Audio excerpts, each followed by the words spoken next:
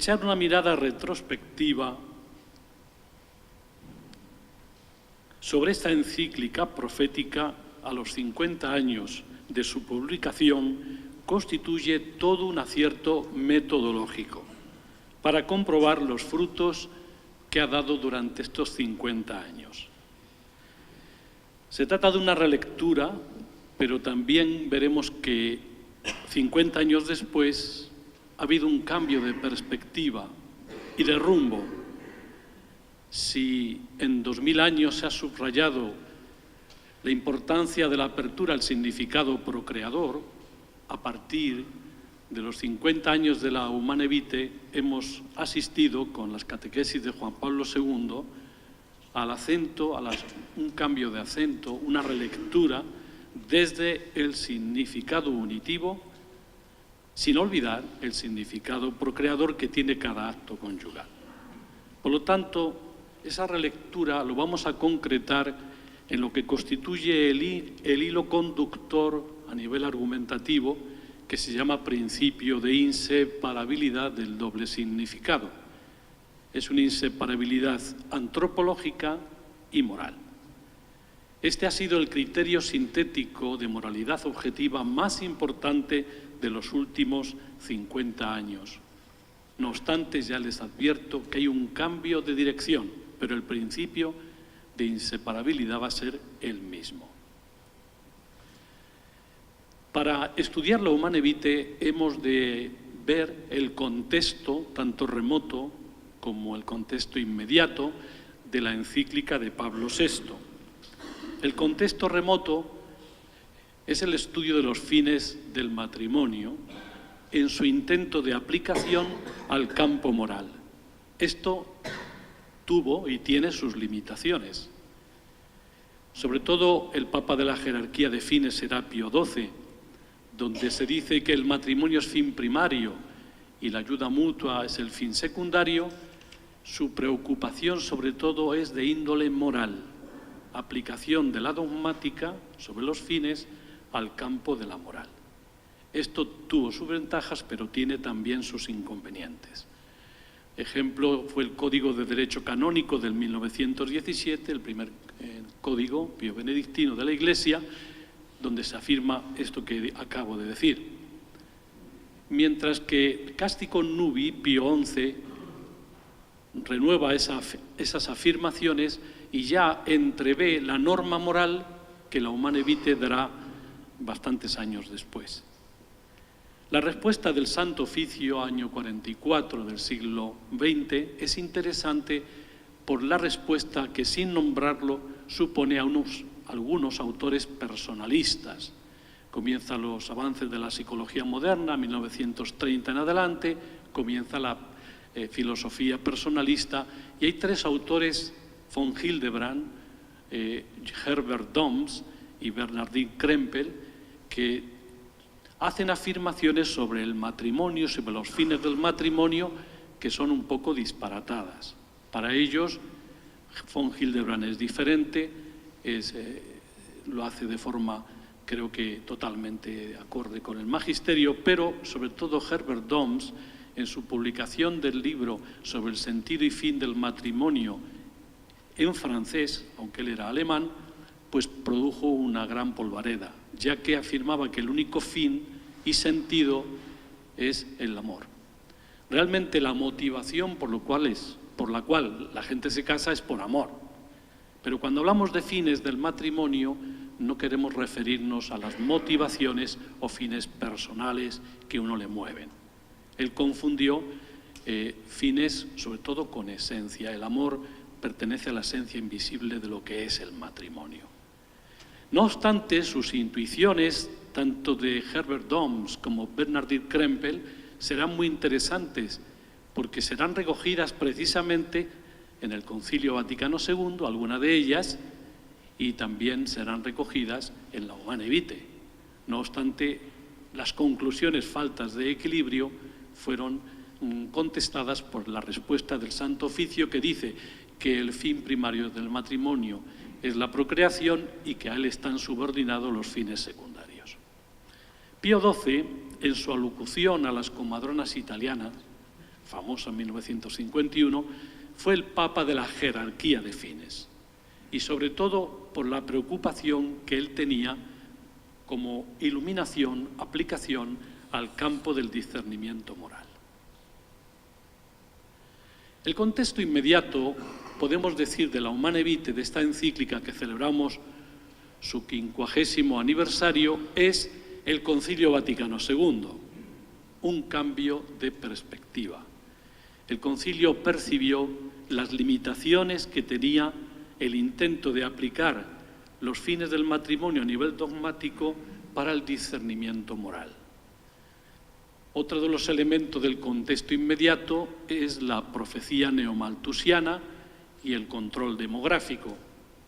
La profecía neomalthusiana nunca se ha cumplido, porque los bienes de la tierra crecen en proporción, dicen ellos, aritmética, mientras que la población en geométrica. Es mentira, entre otras cosas porque hubo 2 guerras mundiales y hay también momentos de hambre. Luego, la población no crece tanto y tan deprisa. La solución es repartir, porque tenemos suficientes alimentos, suficiente agua, entre todos los comensales que estamos sentados a la misma mesa. No se trata de eliminar comensales, sobre todo pobres.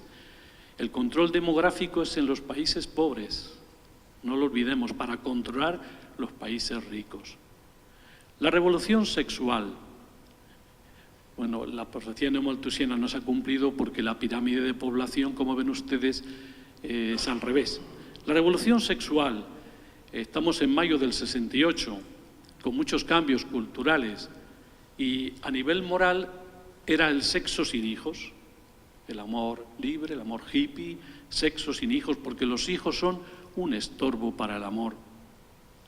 Los hijos, dijo el concilio, primera tuvo que afrontar esta doble afirmación, control demográfico y los hijos en línea de principio no pueden ser un estorbo para el amor conyugal. Tanto en el número 48 como 50 se hace esa afirmación.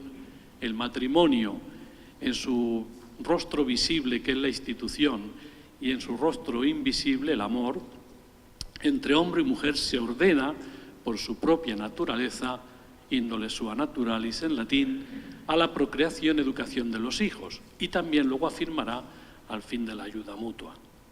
Por lo tanto, los hijos son la corona del amor y del matrimonio, y contribuyen máximamente al bien de los esposos. Si contribuyen máximamente al bien de los esposos, amor de benevolencia, es querer el bien del amado. Precisamente esa inclusión fue uno de los modos pontificios, de los 4, que Pablo VI mandó en la 4ª redacción, según las actas del Concilio Vaticano II. Amor conyugal y matrimonio, segundo epígrafe.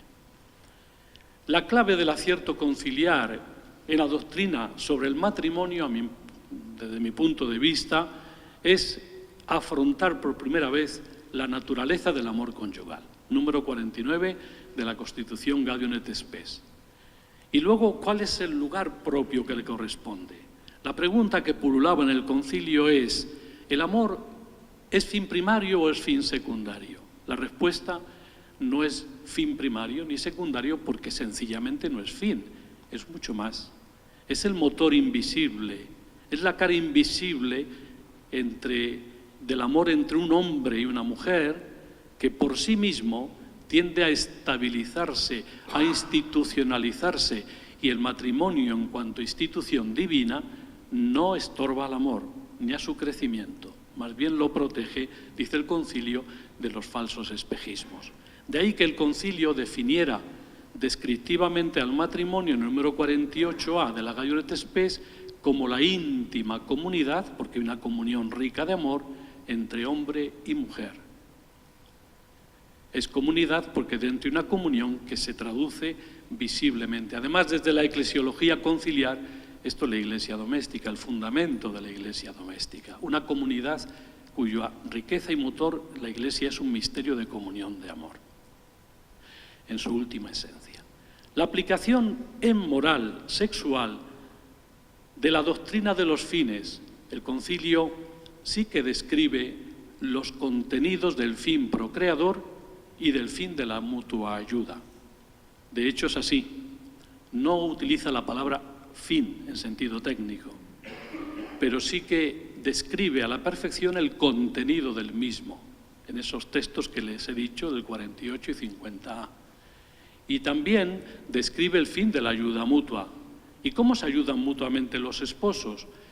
Antiguamente se pensaba que solamente la ayuda era mediante servicios mutuos, división del trabajo en el hogar, dentro del hogar y fuera del hogar, pero el concilio, siguiendo esta aportación de la línea personalista, dirá que sobre todo mediante el amor es como los esposos se perfeccionan recíprocamente, y en cristiano se llama perfeccionamiento mutuo, que coincide con la común glorificación de Dios, la liturgia doméstica, a la luz de la participación del matrimonio en la elevación que Cristo hace a sacramento del nuevo de la gracia. El problema del concilio fue querer aplicar los fines a la moral sexual, es decir, la moralidad de cada acto conyugal, y se apercibió de sus límites. Y el concilio supone una superación novedosa en este campo. Los fines del matrimonio tienen mucha importancia a nivel doctrinal, pero en su aplicación moral tiene que evitar un subrayado unilateral del fin procreador. Por eso también pone en énfasis el fin de la ayuda mutua, dentro de la cual existiría post peccatum el fin del remedio en concupiscencia, que no puedo entrar como remedio a la herida. Paternidad responsable en el Concilio Vaticano II. El primer documento a nivel magisterial que trata la paternidad responsable desde el punto de vista moral en su globalidad fue el concilio. Distingue dos momentos inconfundibles, aunque relacionados. Primero, ¿quiénes tienen que decidir sobre el número de hijos? Es lo que llamamos la ética de la decisión. Serán los dos esposos ante Dios, con el consejo de otros, pero solo ellos dos, en conciencia, quienes tienen que decidir en base a cómo Dios habla a través de las circunstancias de la vida y de la familia, si deben poner las condiciones que se requieren para tener un hijo o, por el contrario, retrasarlo o diferirlo totalmente, de forma absoluta. Por lo tanto, los esposos tendrán que guiarse por una rectitud de intención y generosa, en base a las circunstancias a través de las cuales Dios habla y otras nuevas, el bien de los esposos, el bien de los hijos. El bien de los esposos se refiere al bien de la salud, sobre todo. El bien de los hijos, tanto los nacidos, dice el concilio en el número 50 de la Gaudium et Spes, como los hijos por nacer, es decir, alimentar, cuidar. Los bienes materiales se refiere también al control de la población que tiene el hacer viviendas tan caras y tan pequeñas. Y el bien común de la sociedad y de la Iglesia, porque la mejor contribución de la familia son los hijos, tanto para el bien de nuestra nación, de nuestro pueblo, nuestro municipio, como también porque hay más hijos posibles, hijos de Dios. Los textos los he puesto, pero los omito por razón de brevedad.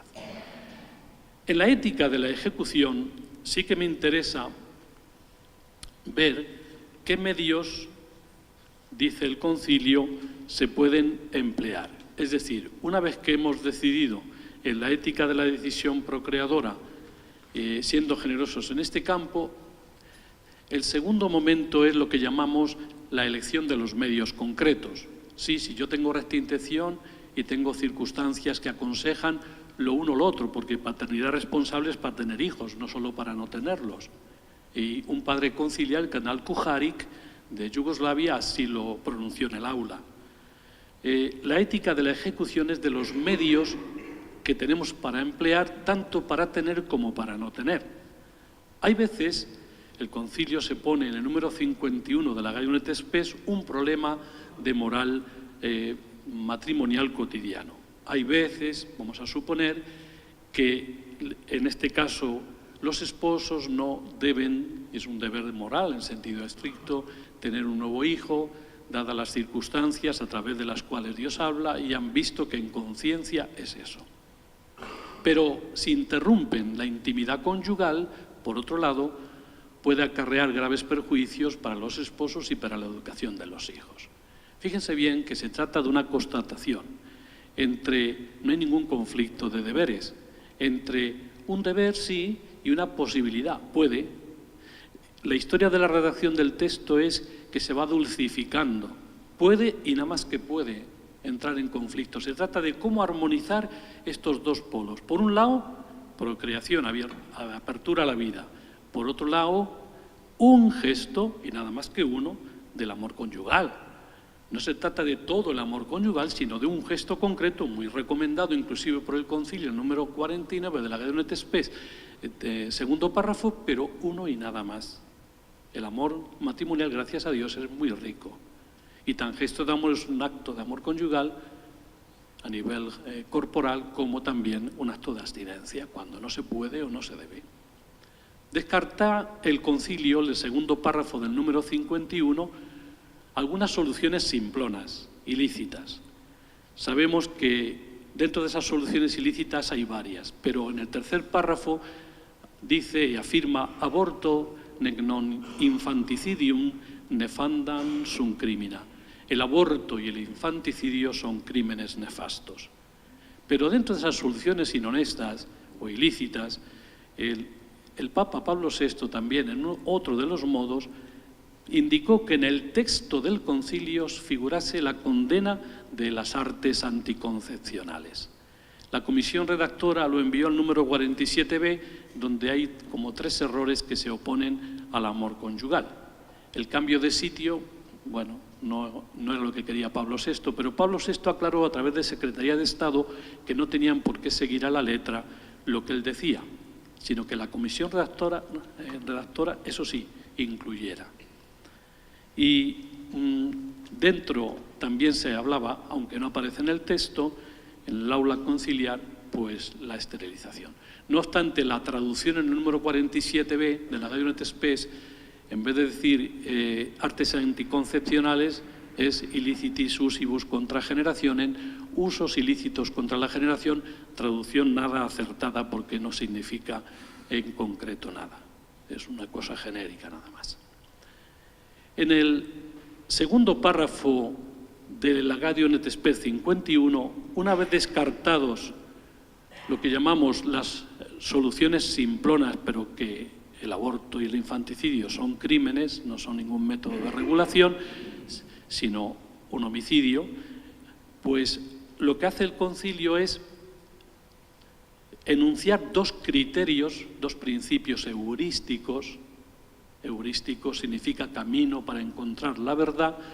¿Y por qué no dio la solución concreta? Porque en la nota 14, Gaudium et Spes 51, se explicaba que había una comisión pontificia de estudios sobre familia, población y natalidad que tenían encomendado un estudio concreto de la contracepción nueva que había aparecido, que es la contracepción química de progesterona sintética. No sabían cómo funcionaba y tenían que dar un juicio. Se reunieron 5 veces a lo largo de varios años. Por eso el concilio no quiso decir qué métodos sí o qué métodos no. Sin embargo, señala un primer criterio: no puede haber contradicción verdadera, verán contradicción en el latín, entre el fomento del amor conyugal y la procreación. Precisamente el Papa pedía nuevamente en otro modo pontificio de última hora que se mencionara la virtud de la castidad después de este principio o criterio de no contradicción. No sé cómo muchos autores, cuando han escrito, se refieren a este texto, cuando aquí el Papa lo que dice, o el concilio, es que no hay conflicto de deberes, y sin embargo se han escrito tantas cosas en contra citando este texto. No sé si es que no saben leer. El tema es que en el tercer párrafo Gaudium et Spes 51 desarrolla estos 2 polos, podemos decir, de cómo armonizar. Es interesante,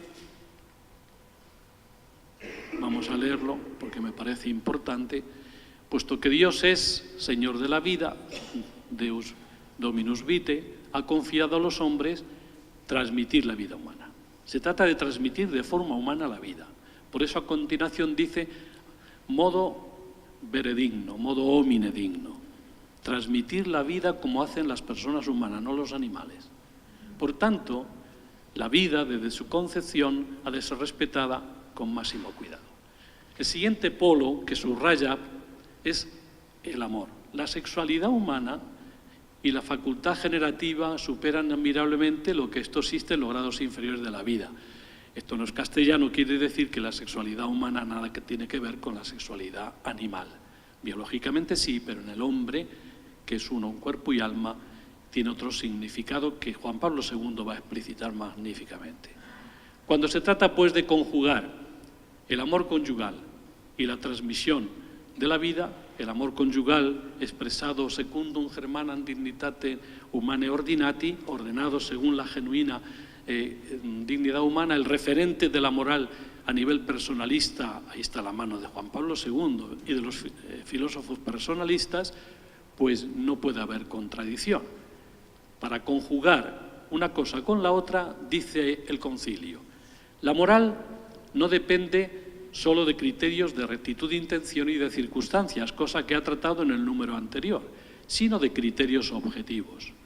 ¿Y cuáles son esos criterios objetivos? Y dice una frase que no es castellano.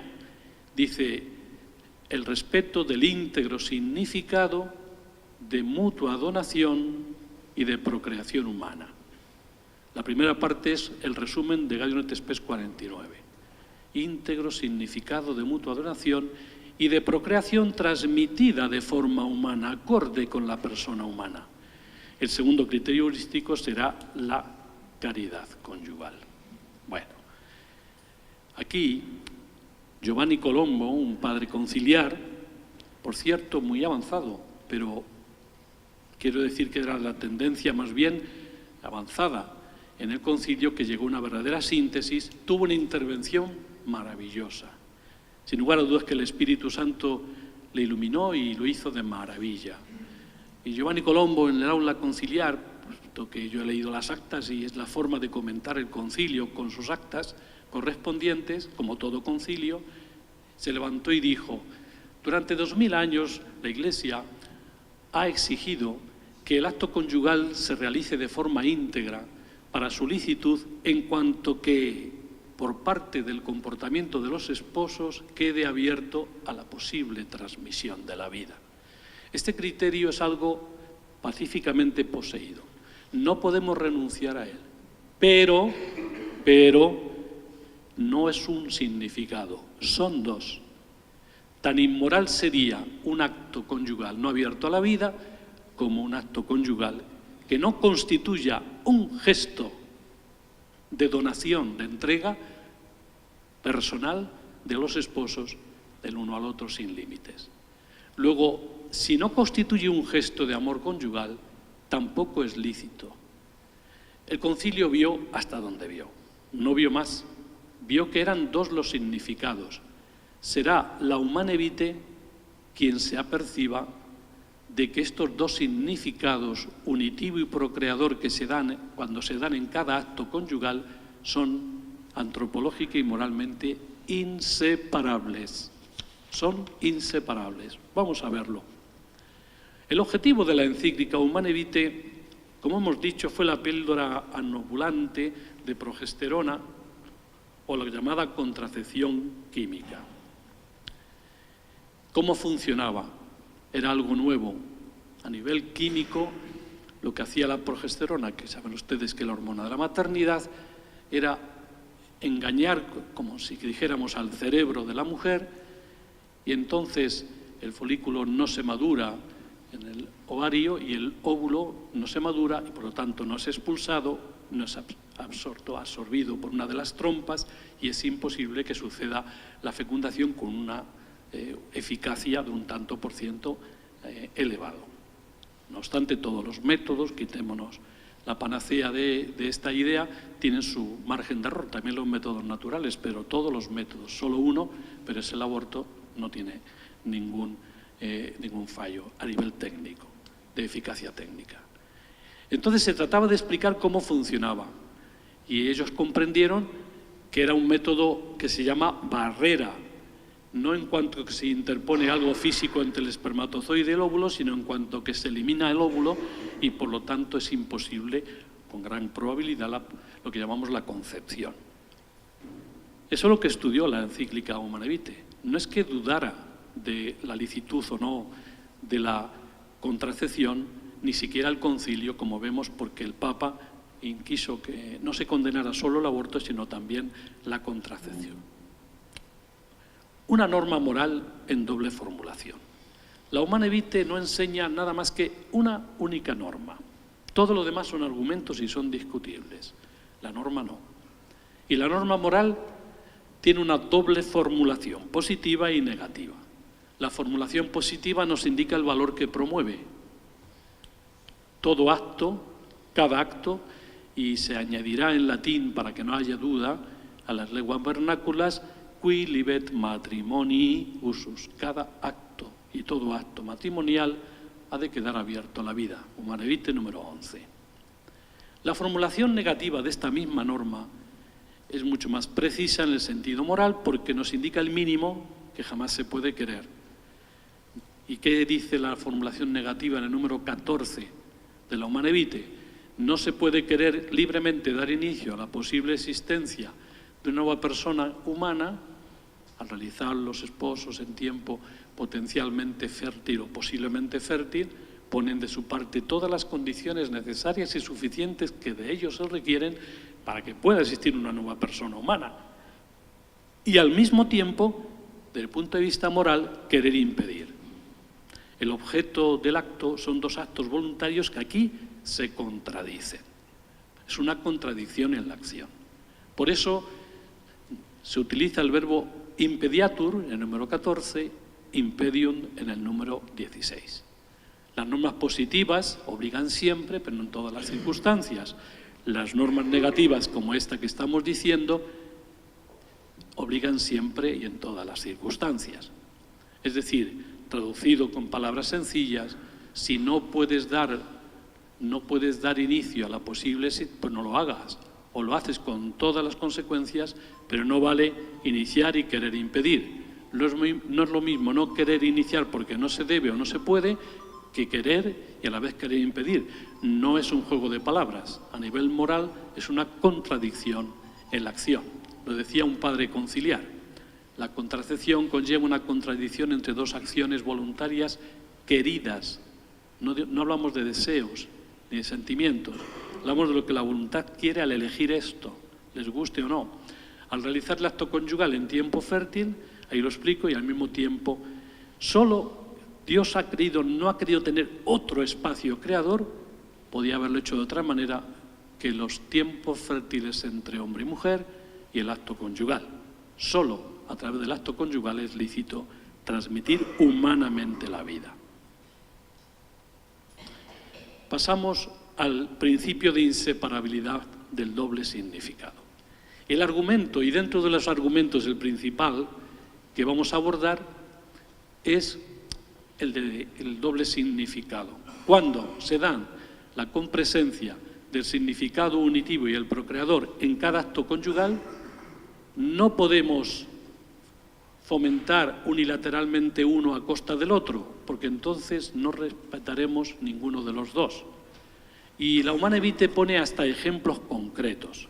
Por ejemplo, si se quiere tener hijos, ¿no ha dicho usted, padre, que los sacerdotes aconsejan a los matrimonios que hay que tener hijos? Sí, pero una cosa es querer tener hijos y la apertura a la vida, y otro es querer tener hijos imponiéndoselo, por la fuerza al otro cónyuge. Por esto mismo, si se lo imponemos por la fuerza, no tenemos en cuenta lo que el otro, la otra, piensa. Si se transmite la vida, no se transmite en condiciones humanas. Solo, esta es la traducción, mediante un gesto de amor, no basta un contexto ciertamente innegable, podía ser, es lícito transmitir la vida humana. Será Don Umbite, en 1987, en la nota 32, quien desarrollará esta aplicación de este principio para discernir las primeras cuestiones bioéticas de la fecundación in vitro o de la inseminación artificial propiamente dicha. Vuelvo a repetir, la traducción normal es que solo mediante un gesto, no basta el contexto innegable que los esposos recurren a estas técnicas, es lícito, es humano transmitir la vida, porque solo mediante un gesto de amor se respetan los tres grupos de derechos de personas implicadas a nivel de la justicia: Dios, Creador, el concipiendus y los esposos. Eso solamente el ser humano lo puede hacer mediante un acto de amor. Si uno decide sobre otro, hay una injusticia y por lo tanto no es posible de forma humana transmitir la vida. Y en segundo lugar, si se quiere realizar el acto conyugal impidiendo su fertilidad, por esto mismo constituye un gesto de entrega a medias, no un gesto de donación, de amor conyugal pleno y personal. Es una mentira objetiva. Será el Papa Juan Pablo II, ya en Familiaris Consorcio 32 lo hace, y en las catequesis sobre el amor humano. No es que los esposos deseen mentirse, por favor, sino que eligen un medio equivocado y eligen entregarse plenamente, pero al final su cuerpo expresa menos de lo que en principio quería expresar, una entrega sin límites. Por eso es una mentira, entre comillas, objetiva, sui generis. No es que se deseen mentir. Será mérito precisamente de Juan Pablo II el ilustrar esta contradicción antropológica de la contracepción. Es como decir, te quiero con toda mi alma, con todo mi corazón, pero no con todo lo que es capaz de expresar mi cuerpo. La gente sencilla dice, es una entrega haciendo trampas. Pero el recurso, la Humane Vitae número 21, a la abstinencia periódica forma parte de la virtud de la castidad. Por eso, por primera vez se anuncia la licitud de la abstinencia periódica si debemos espaciar los hijos. Bueno, el argumento de actitud ante la vida o por las consecuencias que solo enumero. Si aceptáramos la licitud de la contracepción, hay otro argumento muy fuerte en la Humane Vitae.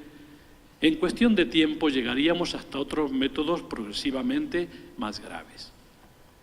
La encíclica Humane Vitae es una encíclica profética. Basta con leer este número atentamente, con un lenguaje no tan moralista ni difícil de entender, para comprender lo que quiere decir este argumento.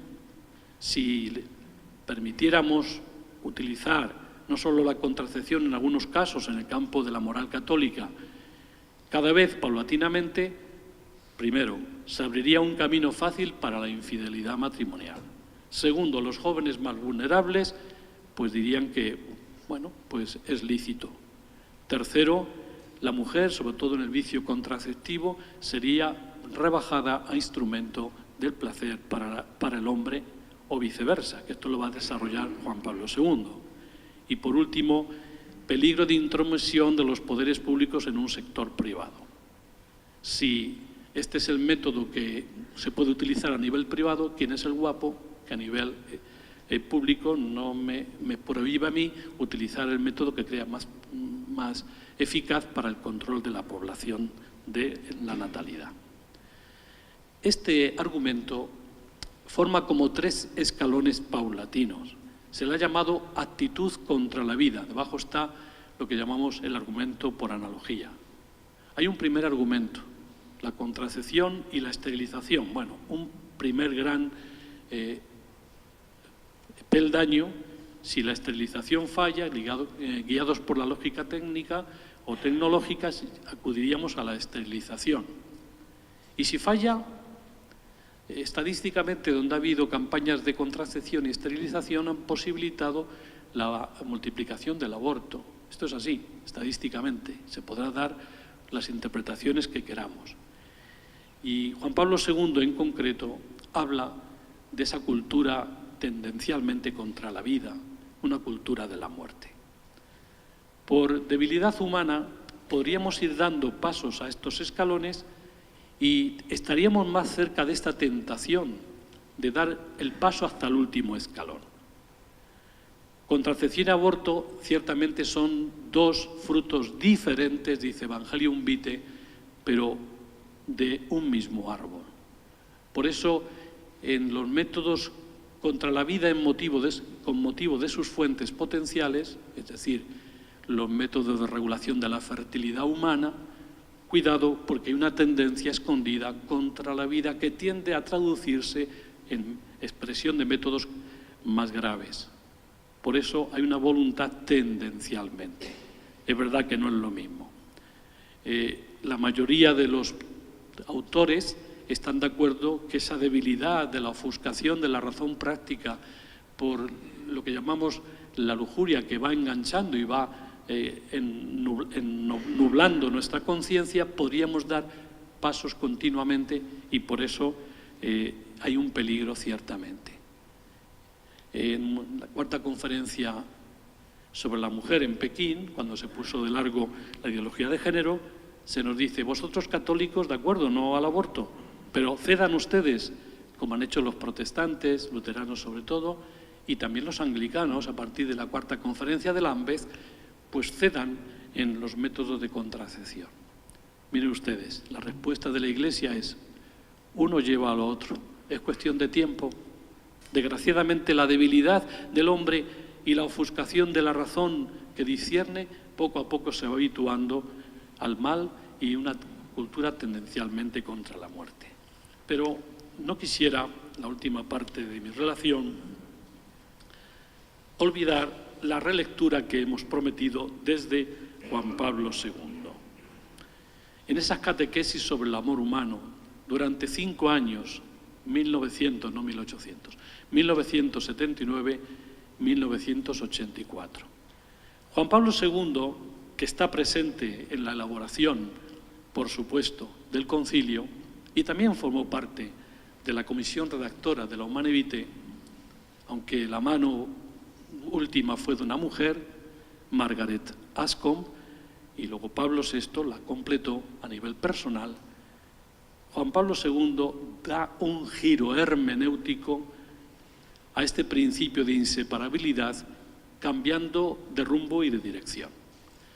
Va a releer la encíclica Humane Vitae desde el significado unitivo al revés al significado procreador. Históricamente ha sido desde el significado procreador hemos llegado a valorar el significado unitivo de cada acto conyugal. Ahora lo va a hacer al revés. De esta manera se va a lograr un equilibrio más justo y complementario entre ambas perspectivas.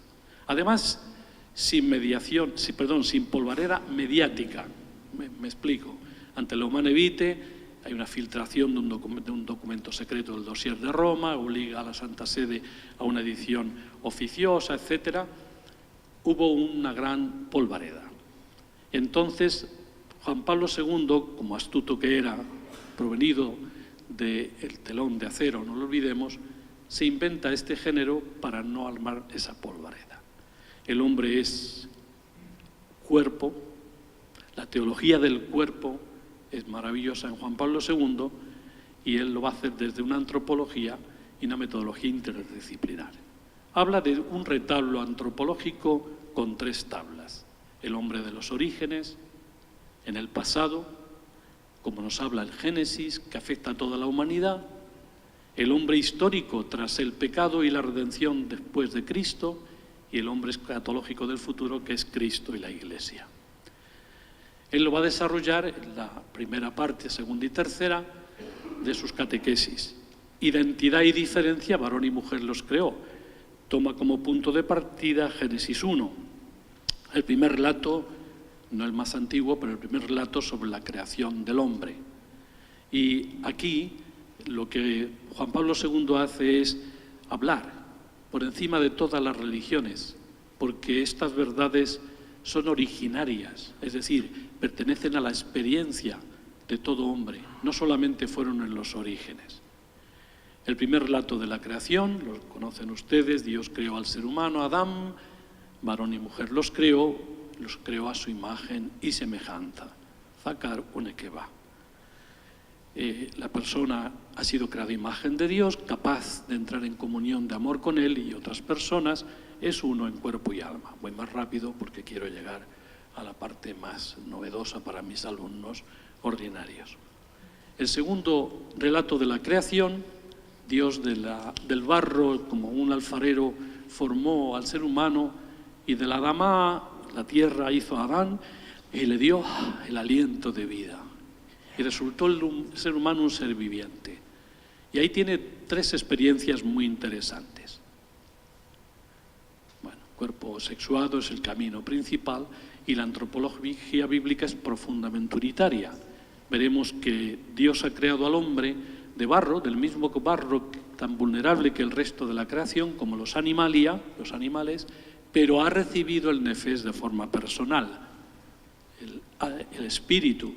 Realmente para la antropología bíblica tan unitaria, si decimos que el hombre o subrayamos que es espíritu, no por eso se olvida que es vulnerable. Esto es lo que ha intentado traducir el pensamiento occidental con la unidad sustancial. 3 experiencias originarias. La experiencia de soledad. El método de Juan Pablo II es novedoso, se llama el círculo hermenéutico. Desde la experiencia de cada uno, mirando en nuestro interior, acudimos a la revelación bíblica y luego, desde la revelación bíblica, retornamos con luz nueva a la experiencia personal. No es bueno que el hombre esté solo. Voy a hacerle una ayuda adecuada, semejante a él. Sabemos que Dios dio la posibilidad de dar todos los animales para el hombre, pero el hombre no encontró una ayuda adecuada. Es la primera vez que de forma brillante se explica cómo el hombre toma conciencia de su subjetividad, diferente a los animalia. La soledad, la primera experiencia, no es algo meramente negativo. A través de su cuerpo se une al mundo y a los animales, pero comprende que es diferente. Tiene un significado positivo de trascendencia. Salir de sí mismo a través del lenguaje del cuerpo, hay que saber amar a Dios con el cuerpo como amigo. Pero él quería un amigo de carne y hueso. A través del cuerpo va a comprender la lógica de la entrega. Dios hizo caer al hombre en un profundo sueño.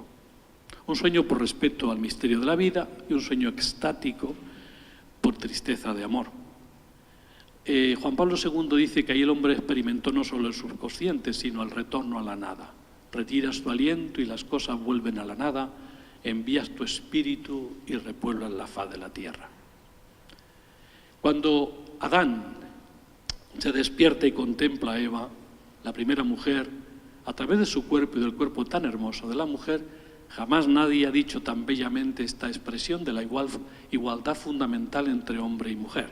Esta sí que es hueso de mis huesos y carne de mi carne. Será llamada Isha, varona, porque el varón Ish ha sido tomada. La alegría es por tener una humanidad común y alguien que es una mujer que le complementa al varón y viceversa. La segunda experiencia de Juan Pablo II en sus catequesis es de la unidad, de la comunión de amor. La soledad nos abre a la trascendencia, a la apertura, a la comunión, puesto que somos seres comunionales. El primer relato de la creación se nos afirma que fue creado a imagen de Dios, con lo cual esa capacidad natural de entrar en comunión personal con Él y con las otras personas.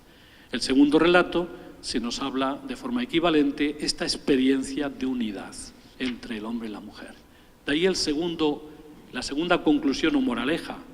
Por eso el varón abandonará a su padre y a su madre, se unirá a su mujer y los dos serán una carne, una caro. Si en el primer relato Dios, al crear al ser humano, varón y mujer, instituyó divinamente el matrimonio, es una institución divina, no solamente es un producto meramente cultural, aunque también culturalmente se puede configurar, evidentemente. El segundo relato nos dice una sola carne, con la profunda unidad antropológica. Tercera experiencia de desnudez. El hombre estaba desnudo y no sentía vergüenza de ello, antes del pecado. Pero después del pecado hay un cambio. Aparece el pudor, aparece la vergüenza. precisamente estaban desnudos, pero tras el pecado, ese entonces significa un cambio de situación. Dios pregunta al Creador: ¿quién te ha dicho que estabas desnudo? Porque veía que el hombre se escondían, los dos, Adán y Eva, de él. Y luego mutuamente se escondían su cuerpo en uno del otro, con unos vestidos, podemos decir, primigenios, y así comenzó, ¿verdad?, la moda, la carrera de la moda. El sentido de vergüenza y de pudor no es carencia alguna cuando no existe en la creación, el estado de santidad originaria. Después del pecado se indica que algo ha cambiado. Bueno, el pudor. Ciertamente la inspiración de Juan Pablo II en Max Scheler, al cual conoce, está clarísimo. El pudor es condición necesaria, pero no suficiente para la antesala del amor, la virtud de la castidad. Max Scheler estudia las emociones del pudor en el momento presente, en los sentimientos que deja y sobre todo la tendencia al futuro. No puedo explicarlo, pero sí que como conclusión el pudor es un mecanismo que Dios nos ha dado para que no instrumentalice, no rebaje en nuestro cuerpo de forma instrumental para obtener unilateralmente el placer, sino que el cuerpo tiene un significado esponsal de entrega para hacer crecer el amor entre hombre y mujer, no solo en el matrimonio, sino en la forma de vida en otras vocaciones. Tercero, significado esponsal del cuerpo y virtud de la castidad. Juan Pablo II utiliza solo dos principios morales para analizar este mundo de la virtud de la castidad y del amor. Primero, el ser humano es la única criatura que Dios ha querido por sí misma. Es fin, nunca lo rebajes a medio instrumental. Ahí está el pensamiento kantiano. Segundo, el hombre solo en la entrega de sí puede encontrar su sentido, el sentido a su vida y su felicidad plena. La entrega de sí, la lógica de la entrega, la hermenéutica del don es el amor. La virtud de la castidad conlleva, por lo tanto, en el lenguaje del cuerpo dos tareas, dice él. Autodominio, que nos capacita para la autodonación o entrega de sí, con la cual enriquecemos al amado. Autodominio significa ser dueño de nosotros mismos, de nuestras pasiones y pulsiones. Libertad con el lenguaje de Erich Fromm, que nos capacita para la libertad para la entrega. Y dice, nadie que no es dueño de sí puede enriquecer al amado con la entrega de sí. Y hay adolescentes de todas las edades, como saben ustedes. Porque el que no es dueño de sí, Santo Tomás dice que es un pecado de niños, pueril. Juan Pablo II dice que es una especie de adolescencia. La virtud de la castidad ciertamente no es el amor, pero sí nos capacita, es la antesala para el amor. Como la custodia de Toledo no es el sacramento del amor, ese es el Señor de la custodia, Jesucristo, Eucaristía. Pero la custodia nos ayuda, es la antesala para adorar adecuadamente al Santísimo Sacramento, en la fiesta del Corpus. La virtud de la continencia es una de las novedades que Juan Pablo II me ha sorprendido cuando he estudiado las catequesis de Juan Pablo II sobre la belleza del amor humano. Él habla de una virtud, y es que ciertamente la continencia es por donde comienza la virtud, es la mitad de la virtud, que consiste en una imposición de la voluntad ante pulsiones y pasiones tan fuertes, tan vehementes. Pero ciertamente los voluntarismos son buenos, pero los precisos. Tenemos fuerza de voluntad, pero solo inicial. Conviene pasar el umbral hacia lo que llamamos la plenitud de la virtud. Por eso él, para explicar esto, echa mano de la psicología y dice, distinguimos dos fenómenos. Cuando un cuerpo de un hombre y una mujer están al lado, hay excitación, cuya finalidad sería la comunión corporal. Pero también sentimos la emoción afectiva. ¿Cuál es la tarea que tiene que hacer la virtud de la continencia? Pues tiene que integrar no solo la parte negativa de no, un acto de abstinencia, sino el sí es orientar y ordenar lo que llamamos la atracción corpórea dentro de la atracción afectiva, y dentro de la atracción afectiva a la comunión interpersonal, tanto en la vida matrimonial como también nosotros, en cualquier consagrado, tenemos que dar una respuesta de comunión interpersonal adecuada. No podemos cegarnos de la mera atracción o física o afectiva. Por lo tanto, es lo contrario del león, que siempre mira a la bella gacela bajo la categoría de presa. Esta primavera yo creo que deberíamos regalar por Zocodover muchas gafas contra la miopía personalista, contra la opacidad de la carne, contra la tentación de rebajar al otro o incluso a la propia persona en su cuerpo a categoría de objeto. Es la distinción entre cuerpo-objeto y cuerpo-sujeto. El hombre histórico herido por el pecado, simplemente lo enumero por razón de tiempo, en la situación originaria el hombre vivía en una especie, una cierta gracia de santidad y justicia originarias, según Trento. Pero tras la herida del pecado, el hombre necesita de la redención de Cristo.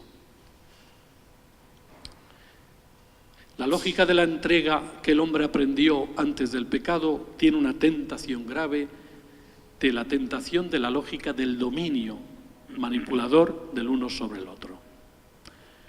Vemos que por el pecado los dones sobrenaturales, es decir, la gracia, esa cierta gracia originaria, desapareció.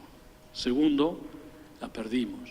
Hay otra que es la herida de la naturaleza humana, herida por el pecado, y la pérdida de los dones preternaturales. Entre ellos son tres. Apareció la muerte como anticipación, el sufrimiento humano y la desintegración, que Trento hablará de la concupiscencia, herida del pecado que nos inclina al pecado, pero que propiamente hablando no es pecado personal, que todo cristiano cuando es bautizado es mitigado, pero no desaparece. De ahí la palabra de la triple concupiscencia. En la carta de San Juan se nos habla de la concupiscencia de los ojos, la avaricia, el orgullo de la vida, la soberbia y la concupiscencia de la carne. Realmente el hombre ha sido herido en esas facultades. Jesús, en el Sermón de la Montaña, va a añadir una novedad moral.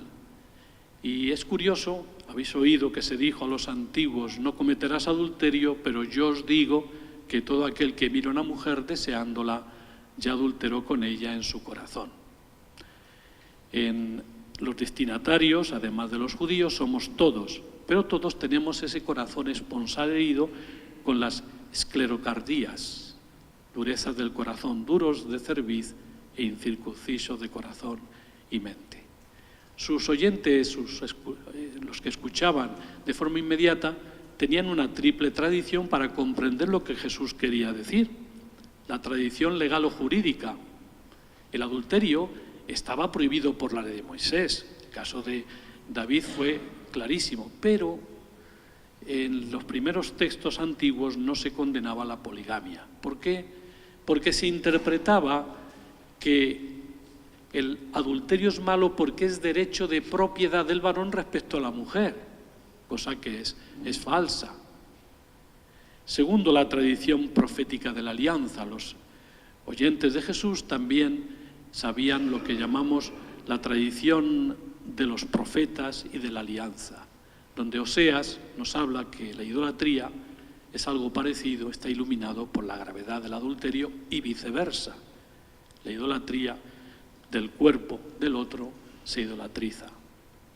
Por eso, cuando un judío escucha esta palabra, la alianza y la fidelidad, el adulterio no solo es malo porque va contra un derecho de propiedad, que es falso, sino sobre todo porque rompe la alianza. Y estas son palabras mayores, como decía un observador judío, me recuerdo en el sínodo sobre la familia en Roma, cuando nos recordó que era una alianza con Dios, no solamente un pacto entre dos seres humanos.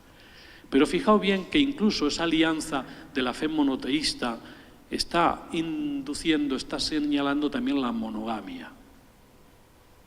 Por último, la tradición sapiencial, que traduzco muy brevemente.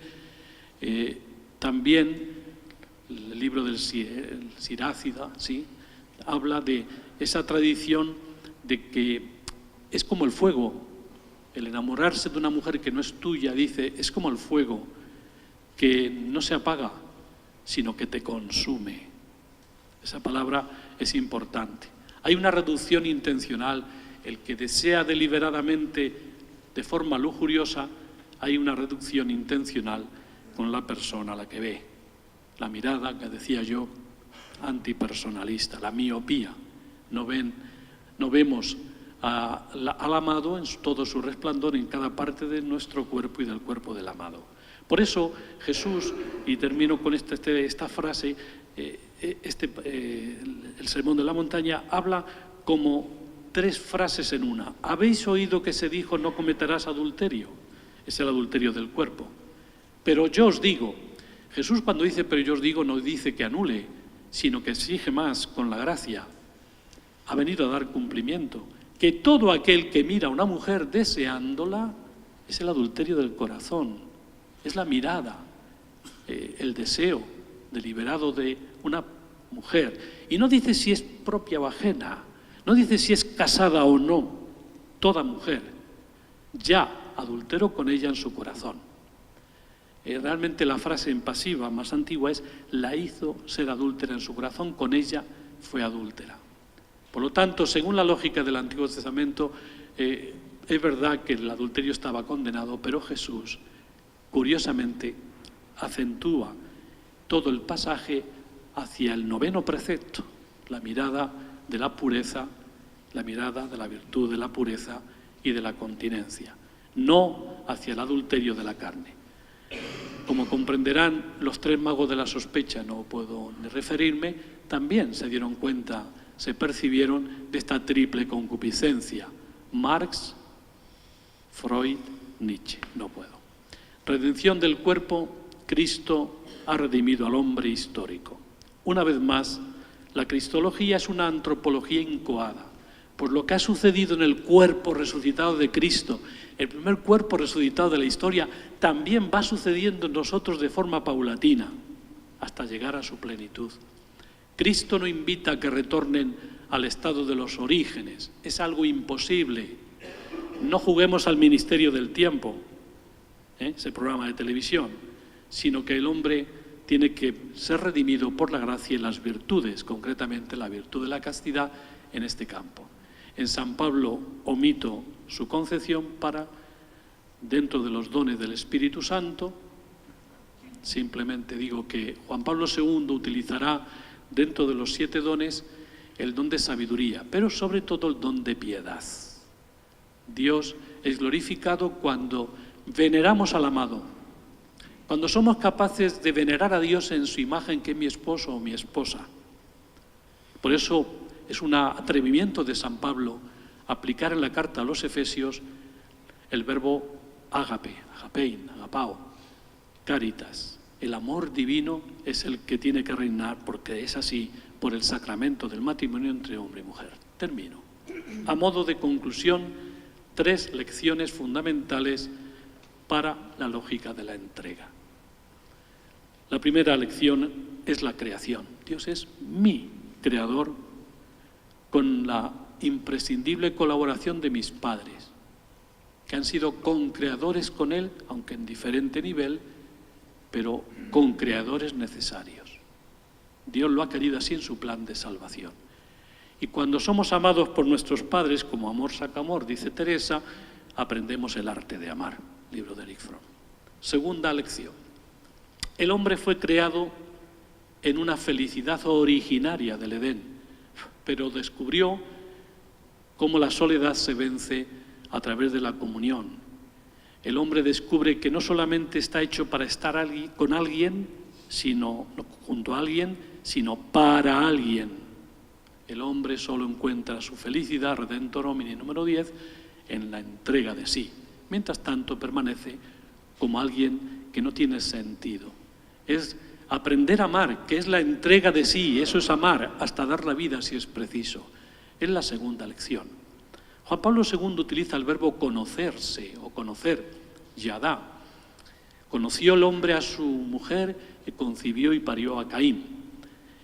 Llama la atención que este verbo tan tosco, sin embargo, sirva para Juan Pablo II para subrayar esta experiencia del amor conyugal, que significa una fuente nueva de conocimiento. recíproca entre ambos, muy profunda, que deja huella, es el gozo de la mutua pertenencia.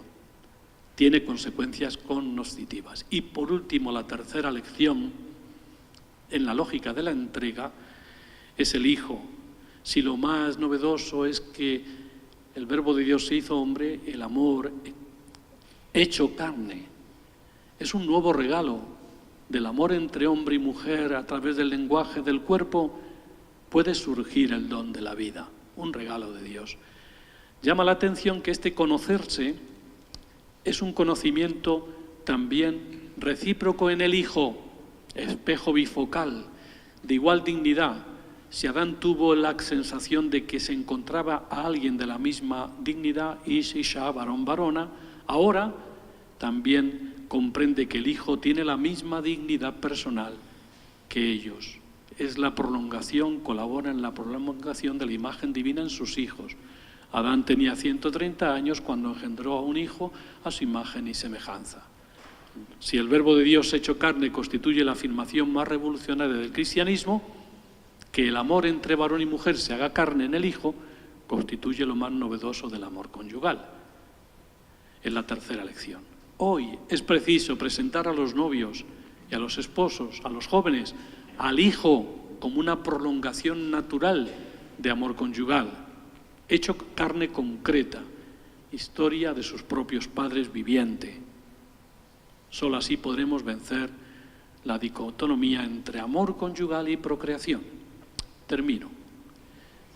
Un último cambio de acento complementario hemos experimentado en estos 50 años tras la Humanae Vitae.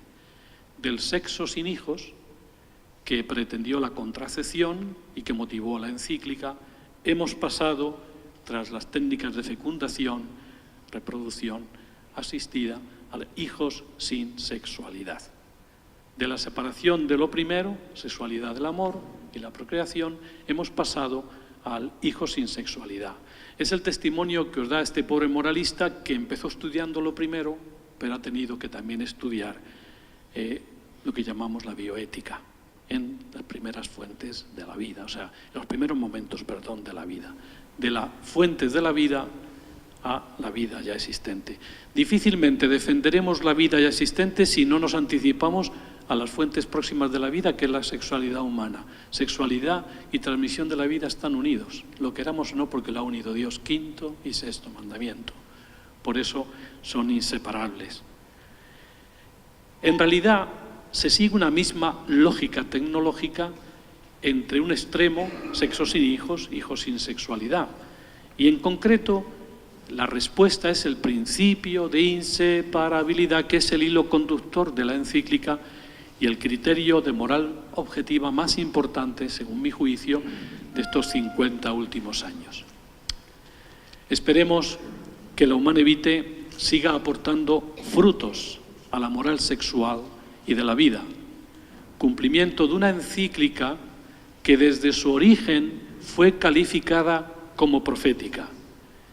Y un consejo: a los profetas hay que escucharles por nuestro bien, aunque parezcan molestos. Muchas gracias.